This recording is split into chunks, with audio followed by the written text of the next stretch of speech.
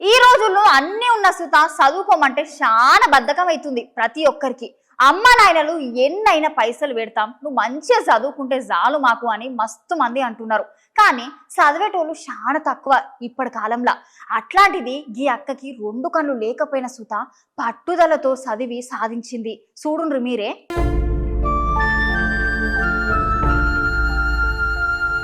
నిజమే కదా, ఈ రోజుల్లో అమ్మ నాయనలు మేము ఎన్నంటే అన్ని పైసలు పెడతాం, మీరు మంచిగా చదువుకోరు అంటుంటారు. గట్లాంటి అమ్మ నాయన పసియాలు పెట్టిన సుత చదువుకొని ఈ రోజుల్లో చూడడానికి రెండు కళ్ళు లేకపోయినా సాధించాలన్న పట్టుదలతో చదివింది. చదువుడే కాదు, పరీక్ష రాసి టాపర్ అయింది. అవునోళ్ళ ఈ ముచ్చట తమిళనాడు రాష్ట్రంలో కన్యాకుమారి జిల్లాలో జరిగింది. ఈ అమ్మాయికి చిన్నప్పటి సంది రెండు కళ్ళు లేవంట. అయినా సరే చుట్టుపట్టు ఉన్నోళ్ళు ఎంత ఏడిపించినా నవ్వినా సరే అవేం పట్టించుకోకుండా పట్టుదలతో చదివి CBSE+2 పరీక్షలు రాసింది. పరీక్షలలో సుత 90% మార్కులతోటి పాస్ అయి కాలేజీ టాపర్ అయింది. చూసిర్రా, సాధించాలని పట్టుదల ఉంటే ఏదైనా సాధించొచ్చు అన్నదానికి ఈ చెల్లెనే మంచి ఉదాహరణ.